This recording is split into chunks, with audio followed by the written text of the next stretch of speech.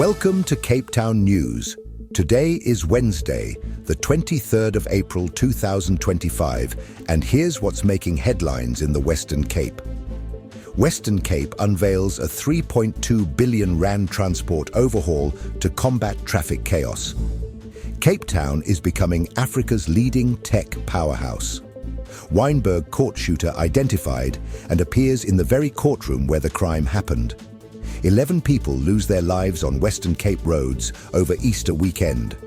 Stormers gear up for a fiery home clash against Benetton at DHL Stadium. Tomorrow's weather brings clear skies with a cool evening.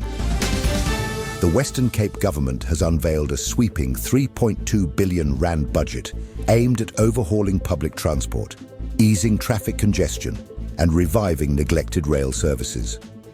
Mobility Minister Isaac Sileku announced the plan during an address to the provincial legislature, describing the initiative as a transformative investment in economic growth, mobility justice, and safer communities. The province will finalize a provincial land transport framework and open it to public comment. Funding will boost services like the Go George buses network, already serving 75% of George households. There's renewed focus on restoring rail lines in Khayelitsha and Mitchell's Plain, areas that have been underserved for years. Minibus taxis, responsible for transporting 1.5 million people daily, will receive conflict resolution support and industry training. In the central Karoo and other rural zones, plans include expanding intertown mobility and distributing bicycles for work and school commutes. Additional investments include 113 million rand toward an integrated transport hub, 60 million rand for electric vehicle infrastructure, and 2 million rand for road safety ambassadors in high-risk areas. This budget is about stepping up for the economy and our residents, said Sileku. We're planning boldly and delivering with purpose.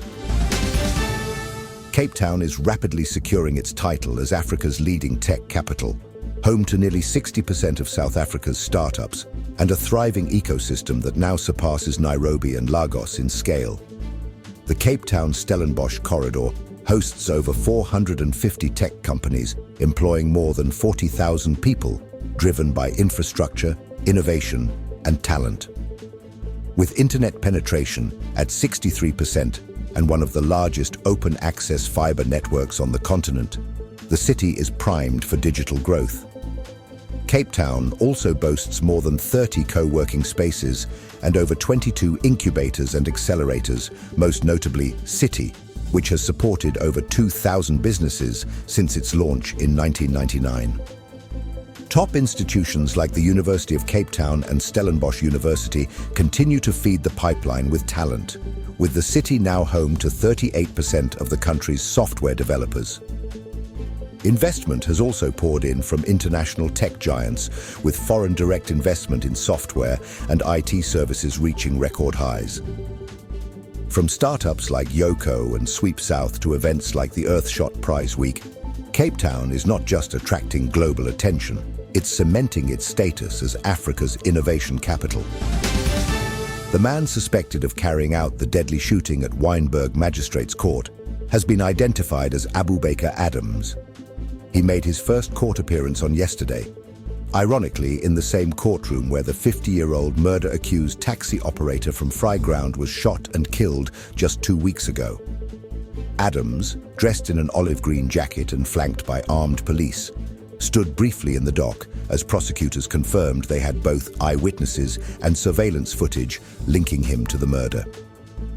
The shooting, which stunned both legal professionals and the public, took place inside the courthouse, raising urgent concerns about security procedures. Adams is expected to return to court today, where he will appear alongside alleged mastermind Shireen Matthews, who was arrested shortly after the attack. Police say a second gunman involved in the incident remains at large. The brazen nature of the shooting has sparked renewed scrutiny into safety at court facilities, particularly after years of legal calls for improved electronic screening systems. As the case unfolds, the country watches closely, not only for justice, but for answers about how such a violent act could happen in a supposedly secure legal setting. 11 people died on Western Cape roads over the Easter weekend, according to preliminary figures released by the Western Cape Mobility Department. Between 17th and 21st April, emergency services responded to 159 transport-related incidents, including multiple crashes and a tourist bus that veered into a ditch along Chapman's Peak. One of the weekend's most tragic incidents occurred on the R27 between IJsfontein and Langebaan, where a police officer stationed at Sea Border Police in Saldanha Bay was killed in a collision with a fuel tanker. Langebaan police are investigating a case of culpable homicide.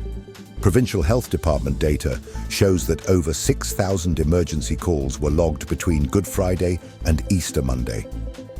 Among these were 72 pedestrian vehicle incidents and 82 motor vehicle collisions.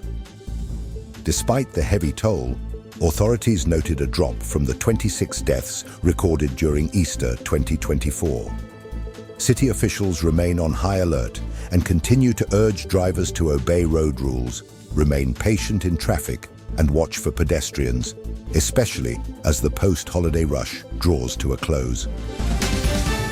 Rugby fans can gear up for a night of high-intensity action as the DHL Stormers take on Italian side Benetton this Saturday, the 26th of April, in a Vodacom United Rugby Championship clash. The match is set to kick off at 18:15 at the iconic DHL Stadium in Cape Town. This fixture is part of the Stormers' critical home stretch in the URC, where every point counts in the race to secure a spot in the playoffs. Known for their dynamic style and passionate home crowd, the Stormers will be aiming to dominate against a Benetton team that has steadily climbed the ranks in European rugby. With Cape Town buzzing from the recent return of top-tier rugby, the atmosphere at DHL Stadium is expected to be electric.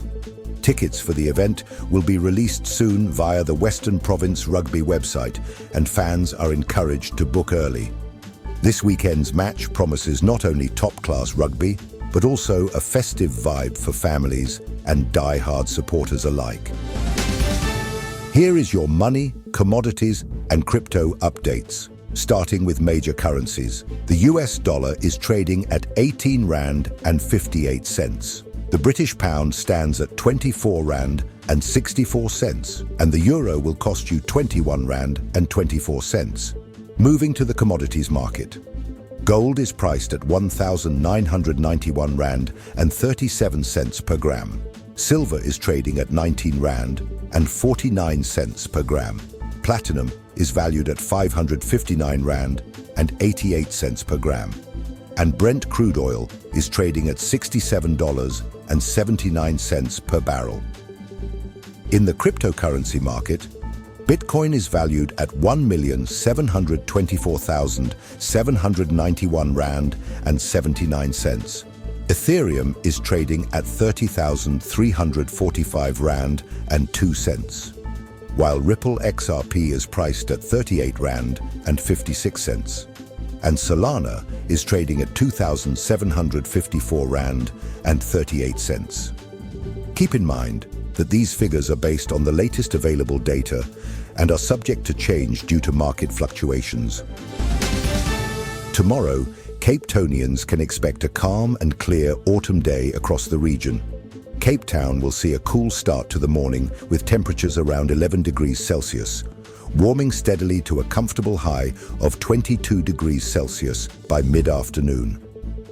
Light southeasterly winds will develop through the day, reaching up to 20 kilometers per hour by late afternoon, with mostly clear skies and no rain expected.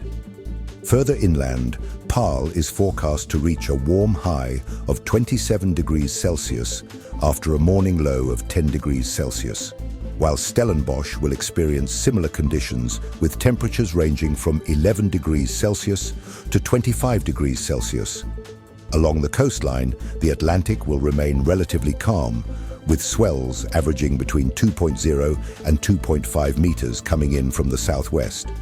Wave intervals are expected to remain consistent at around 13 seconds. Tides in Cape Town will begin with a low tide at 6:53 in the morning, followed by a high tide at 13:01, another low tide at 1902. Sunrise is expected at 7:15 with sunset at 18:12. With that, we conclude today's bulletin, and now you know what's happening in your city. Thank you for watching Cape Town News. If you enjoyed this update, make sure to subscribe and turn on notifications so you never miss a story. Share your thoughts in the comments below. We'd love to hear from you. Until next time, stay safe, informed, and connected.